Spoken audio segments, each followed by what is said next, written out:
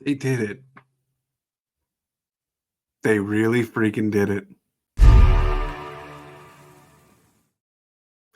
What's up, everybody? Welcome to another episode of Lombardi Time Brews, where I'm your host, John Delray. Today, taking a look back and waxing poetic, certainly, about the Green Bay Packers' victory over the Chicago Bears that occurred just last night in Lambeau Field at the final score of 17-9. The Green Bay Packers did get that victory and clinched their way into the playoffs as the number 7 seed. Yeah, going to Dallas for that next matchup. A stadium that they've done pretty well in before, certainly, and going against an old ball coach that I think some people in Green Bay know him pretty well. So certainly an interesting matchup, a tough matchup in a number of regards. We're going to get to that later this week. But for right now, we're going to take a look back at what did already occur for Packers versus Bears. Just a few quick injury updates for you, just kind of bringing it back to the present right now. One would be Romeo Doubs. Yes, he left the game last night. Matt LaFleur revealed in his press conference today that Doubs actually wound up going to the hospital after coughing up some blood, but then was able to return to the locker room for the celebration, so he still got to take part, but he's day-to-day, and they're going to have to see. Also asked about was Christian Watson, where Matt LaFleur said, again, he's day-to-day. We're going to have to see. That's going to be the answer on most injuries today, but specifically Watson and Doubs both falling into that category for very, very different reasons. Other than that, it was a pretty clean injury game for the Packers, and they actually stand a chance to be getting increasingly healthy for a playoff run. You have to hope maybe A.J. Dillon can find his way back next week. Maybe Romeo Doubs will be active, and maybe, just maybe, Christian Watson will come back. Matt LaFleur admitted that having Watson back would be a major boon for the offense. And I got to say, against Dallas's secondary, having that speed out there, no matter how you feel about Christian Watson, having his skill set on the field would be mighty helpful against Dallas, specifically when they go man. So enough about looking ahead. Let's take a look back at the Green Bay Packers, one of the youngest teams ever to make the postseason. I put this tweet here from Adam Schefter. Packers reached the postseason. Based on average age weighted for playing time, the Packers are now the 5th youngest team since the 1970 merger to make the playoffs, and the youngest since the 1977 Bears, per Elias Sports. Head coach Matt LaFleur, staff, and players got it done. Yeah, they most certainly did. Adam, no doubt about it, no matter how, matter how Adam feels about the Packers, which I'm not sure is always that positive. But the Packers certainly did turn in that victory, one of the youngest ever, and we're going to be talking about that a little bit. But first, let's actually go here for the first shout out. And yeah, I mean, specifically, we're going to be talking about the quarterback, number 10, Jordan Love. Jordan Love last night, 27 of 32 for 316 yards, a 9.9 average, 2 touchdowns, only taking on 1 sack, a 128.6 quarterback rating. And even in addition to that, a few additional supplemental stats for you on third down specifically. He was 7 of 8, all 7 of those throws resulting in first downs. He had 7 play action completions for a grand total of 116 yards and a touchdown. But let's talk about that completion percentage, because it has been a season-long concern for Jordan Love. He was 27 of 32. That results in the second highest completion percentage for any Green Bay Packer quarterback since 1984. Jordan Love has been getting it done, not just in this game against the Bears, but longer than that too, including, let's just take a look at his full season stats now. He ended the year 64% with terms of completions, 4,159 yards passing, 32 touchdowns to go along with 11 interceptions, nearly a 3-to-1 touchdown to pick ratio. And he ended the season with a cumulative quarterback rating of 96.1. Was it a perfect season for Jordan Love? No, it wasn't. We all know the ups and downs, and it wasn't even just him. It was the entirety of the offense. But in truth, if he plays, like if you were to take the last month of the season and put that over the span of an entire season, like if you look at all these season numbers, they're already top 10 for several of them. touchdowns. He's number 2 in the NFL, etc. Most of these are already top 10. Take what he's done over the last month specifically, put it over the duration of a full season, and now you're looking at what is quite possibly a top 5 quarterback, all after his first year starting. And I know, I don't like to talk about his predecessor. In fact, I very, very infrequently even use his name anymore at this point because he's not on the team, so who cares? But I did get asked the question last night, how does his full season, now that it's complete, relate back to the first season for his predecessor? And I got to tell you, Aaron Rodgers in 2008, 63% completion percentage, 4,038 yards, 28 touchdowns compared to 13 interceptions, also taking on 34 sacks. I neglected to say that with Jordan. Jordan only took 30. So Jordan completely takes over every category from Aaron Rodgers, even having fewer turnovers, which I'm not sure anyone really saw that coming, or interceptions, I should say. What a season for Jordan Love. And it's not just the full season statistics that's so impressive.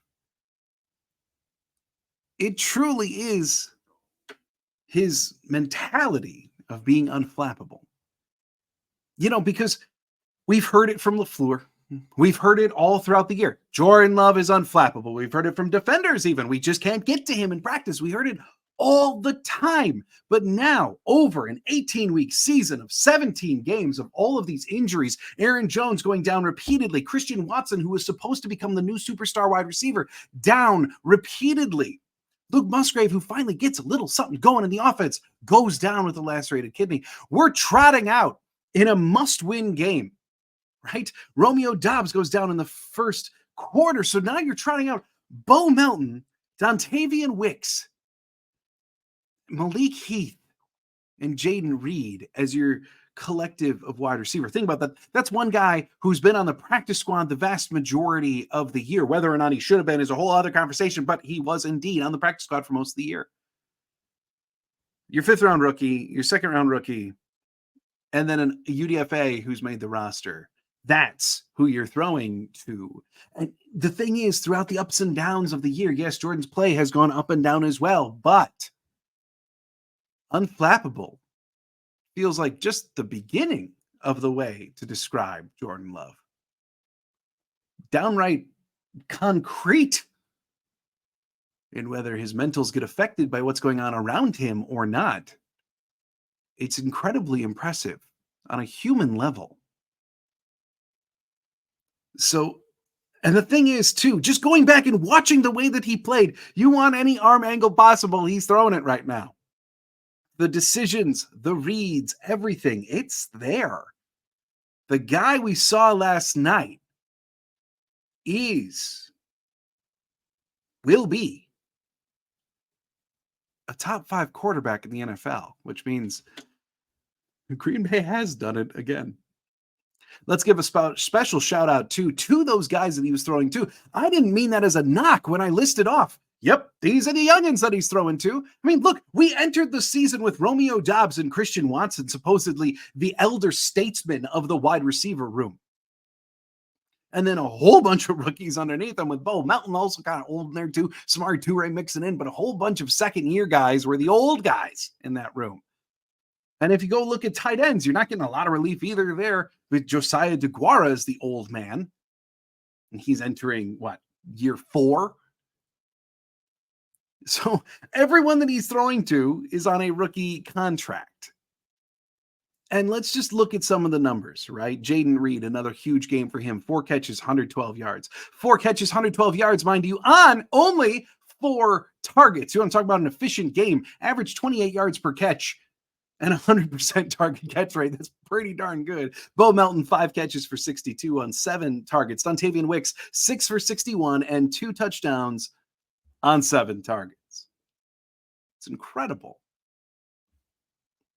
Even Malik Heath, 3 catches on 4 targets, 9 yards. Not a big stat line. But earlier in the year, we talked so much about, those late game interceptions that Jordan was throwing to the end zone, and Christian Watson, whether you want to pin the blame on him or not, was not in a position, didn't know, whatever the reason, didn't move his body to break up an interception. And we've talked before about even Michael Irvin gave this big rant on TV about how veteran wide receivers, guys who have played the game long enough, have to recognize when a pass is coming to them that's not actually coming to them and actually going to the defense. They better start playing as a defender and make sure that that doesn't become an interception. Well, let's take a look at Malik Heath in the end zone yesterday. He did that. He made sure that his arm was going to stay in the way of the defender the entire time so that it couldn't become an interception. That's maturation before our very eyes. It's growth before our very eyes. It's incredible. It's difficult to say enough. Another guy who it's difficult to say enough about would be running back Aaron Jones. 22 carries, 111 yards. It's a 5-yard per carry average. And his long on the day was only 17 yards. So it's not like he ripped off some 70-yard run and then the rest was just there plodding along. No, long was 17 and he averaged 5 per carry. That's the first running back this year to surpass 100 yards rushing against the number 1 run defense in the NFL in the Chicago Bears. And the thing about Aaron Jones' legacy is that it seems like off the field he's as renowned as he is on the field. Makes it kind of easy to root for, no? Flipping over to one more on the offense, and let's actually talk about the offensive line because, Elton Jenkins, for one, 34 pass blocking snaps, 0 sacks allowed, 0 pressures allowed. Elton Jenkins had a heck of a performance, but the entire offensive line did too. Did you see how often Jordan Love was under pressure? It wasn't very much, and he only did take on that 1 sack where the pocket absolutely collapsed awfully quick. But Rasheed Walker is playing like a potential left tackle of the future, and I personally am still a little uncomfortable. Like if we go into next year really, really banking on Rasheed Walker being the long-term answer at left tackle, I am a little uncomfortable. Wouldn't mind a little reinforcement there. But ultimately, Rasheed Walker, Zach Tom, Elton Jenkins, the offensive line has radically improved this year as well. Now, flipping over to the defensive side of the ball, you know my feelings on him, but we do have to give credit where credit is due. And Joe Barry called a heck of a game last night. Even Preston Smith goes on to say, from this tweet from Matt Schneiderman, Joe B's been dialing it up. He gets a lot of hell in the media, but we've come together. We play for Joe B. So much of the noise out here isn't necessarily noise in the locker room. And I know a lot was made of, and yeah, maybe there was some fire there with Jair and Campbell and guys really seeming to be unhappy with the direction of the defense, just like we were when they were getting carved up by Tommy DeVito. But over the last 2 games, credit where it's due, because look, against Minnesota, sure, you had the excuse of like, well, they're going against Jaron Hall. They're going against Nick Mullins. It's not really an accomplishment to beat up on them. It's what you should have been doing against Bryce Young, against Tommy DeVito. It's what should have been all along. But against Chicago, a team averaging 27 points per game over their last 3, and I'm not trying to make their offense sound incredible. I've already talked about how their offense got those points. It wasn't like they were the most explosive show on turf, but nonetheless, that's a functioning offense down there in Chicago. And they completely smothered it. Justin Fields was under pressure on 62% of his dropback. 62%. It's insane.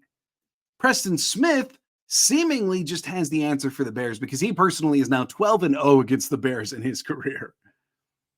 And if you really want to dive in more about that pass rush, let's talk 5 sacks. 1 by Walker, 1 by Brooks, 1 by LVN, 1 by Clark, 1 by Wyatt. Rashawn Gary's not even on that list for garnering a sack. They still got 5. I think Rashawn Gary was in the neighborhood of every sack that occurred, still probably piling up pressures like he does.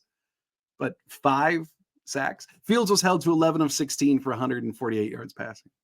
And I said in the pregame show, I don't care. I really don't. If Justin Fields runs for 100 yards, I'm fine with it as long as he passes for only 150. Well, he didn't even pass for 150, and running he ran 8 carries for 27 yards, a measly 3.4 average for the Bears quarterback. And let's talk too. The Bears are one of the best running teams in football, especially over the last 3 weeks. Well, Packers controlled that too. 12 carries for Khalil Herbert for 28 yards, 5 for Rashawn Johnson for 20. And their big sparkly new wide receiver acquisition, DJ Moore, 4 catches, 64 yards. That's it. That's it. So are the Bears the best team in the world? No. Pretty undeniable, though, that the Packers took care of business. A couple more shout outs before I flip over to the negative side. One, I know this wasn't a perfect game. There were some questionable calls, right? Like, I'm a full believer in the fact that DJ Moore did not actually make that first down catch. There's a reason that TV didn't go back and do replay after replay. Because that decision came in from the refs that the call was going to stand, and then we never saw that play again. Shocking, right? So I'm not saying that this was a perfectly refereed game, but what I do really, really appreciate and what does deserve positive mention is the fact that for the most part, the refs did allow the players to just play. Yes, sometimes it hurt the Packers, sometimes it hurt the Bears. I think that's kind of what we want to watch, right? It's a better viewing product. It's certainly made the game go quicker. And I will say too, the Packers' discipline deserves kind of an in conjunction shout out with this. Because remember earlier in the year when the Packers were dead last in penalties, like 7.3 called on them per game on average, dead last. And then over the last month, they've been crawling up those rankings. Just north of 4 called on them over the last 3. And then last night, a nearly perfect game penalty-wise for the Green Bay Packers. That was really good stuff. One last shout out. Head coach Matt LaFleur. Earlier in the year, I called for him to stop calling plays because I didn't think that what he was calling was at all in sync with his personnel, nor was it what the young team needed at the time. And I said, maybe it just needs to be like a 3-week vacation or whatever, but it just wasn't working. Well, I don't think we can say that now. Then the Jair suspension. Campbell tweeting. He didn't lose the locker room. Go back, watch the post-game video in the locker room last night where he's handing out game balls to everybody. The team is bought in completely. There are 3 things that the Green Bay Packers that directly relate to on field. When they hire them long term. 1 is head coach, 2 is quarterback, and 3 is kicker. When the Green Bay Packers employ you in one of those spots, you really got to mess up to not have the job for a long time. He guided this team to the playoffs with 0 Pro Bowlers. He at least deserves some accolades. Maybe a couple votes for Coach of the Year, too. Heck of a job for Matt LaFleur. Let's flip it over to the negative, right? Because I know I'm not going to spend a lot of time here, okay? Because ultimately, we want to live in the happiness that is the win today. But there were 4 little things that I'm going to cover real brief that do deserve at least some shining. And one, buddy, you were one of mine, Anders Carlson. On the year, looking over the whole season stats, Anders Carlson, 28th in extra point percentage in the NFL. And this is, mind you, this is guys that I just kind of parsed out as full-time kickers. Like in this statistical ranking here, they had to have at least 21 field goal attempts on the year. Oh, buddy. 28th in extra point percentage, 23rd in field goal percentage. He missed 50% of his kicks between 40 and 49. 60% he made, but over 50, which that's not bad. And then in front of 40 yards, he was actually perfect kicking the ball, except for extra points. What? Because I thought originally maybe like he's kicking better from deep. Nope, that doesn't bear out with only hitting 50% from 40. I know it's just a consistency thing. He still has the big leg. He's still going to be the kicker. He's still going to last through next year. I've seen the conversations about should the Packers bring in a veteran kicker for at least a playoff run. Have Anders do the deep stuff and then have a vet kicker handle extra points or like something like that. Because, playoffs, you can be a little bit more flexible with your roster. Anders, I don't know. It's got to get figured out. It does look like a consistency problem. It looks like a technique problem. So let's figure it out. Number 2, the play call to end the half. I don't get it. The clock just ran out to end the half. I do understand. We talked about it in the watch party. Some people kind of give me the official clarification of he was not moving his body forward. So then ultimately forward progress and the clock is allowed to continue running. Okay, that's fair. I get that. What I don't understand is the play call is the clock is ticking down to run a back shoulder throw. Like, what are you hoping to achieve with 1, that play, but 2, that throwing decision? I don't like, if you're just trying to get 2 more yards to kick the field goal, just kick the field goal. If you're trying to stop the clock to get the field goal unit on there, then just do a spike. I don't understand what there was to be had by running specifically that play in that situation. So, then another one that I want to bring up. I found this tweet incredibly interesting. This is from Peter Bukowski and Badger Noonan. Sunday was the first time since the merger a team had no punts and 1 or fewer turnovers, but scored 17 or fewer points per Badger Noonan's research. You know, it was an odd game, right? Like, we noted several times on the watch party about how the game was just flying by. And the Packers were in complete control offensively, like, no doubt about it. They were doing, for the most part, whatever they wanted to do on offense. And yet they only got 17. I'm still a little baffled by it, to be honest. I know they didn't have that many possessions. I know the Bears had the ball a lot. It's odd. It's statistically odd. So I thought it needed to be brought up. And then the last one. It is unfortunate. I know it's a very small deal in the grand scheme of things, but it is very unfortunate that Tucker Kraft nor Luke Musgrave were able to set the Packers franchise rookie tight end receiving records.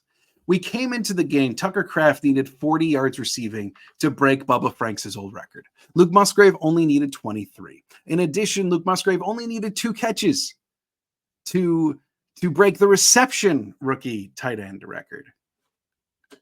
Unfortunately, both fell short. Kraft about 10 yards shy, breaking the yardage record. Musgrave only ended the game with 1 catch for 11. He needed 2 for 23. Very, very minor footnote in a game that clinched a playoff spot, but still disappointing that we didn't get to see those 2 rookies actually set the record in the same year that Jaden Reed set new rookie receiving records. You know what, though? If those are the 4 biggest gripes we've got following playing the Bears, I think we're doing okay. And now, your Green Bay Packers are heading to the postseason. The team that was supposed to be a learning year, a transition year, rebuilding, if you wanted to use that word even. The team that was supposed to just have one objective this year, find out what you got in your quarterback. The rest, play with house money. Well, they played all right, and they bet big. And they won. The team that was supposed to just be setting itself up for the future turned out to be pretty good now. And the next step, I fully admit, they're just playing with house money at this point. Now they're going to get some playoff experience, whether it's 1 game, 3 games, whatever. They're getting some playoff experience now. They're heading down to Dallas to do it. But the baby Packers are growing up. And I know Dallas is going to be a lot of fun for that. Thanks so much for tuning in. I'll be back on Wednesday for our live Q&A. And then on Friday, you can look forward to the game preview of Packers versus Cowboys. Thanks so much for watching Lombardi Time Brews. I do hope you enjoyed the victory last night. Hope you're having a great week. And as always, go Pack Go.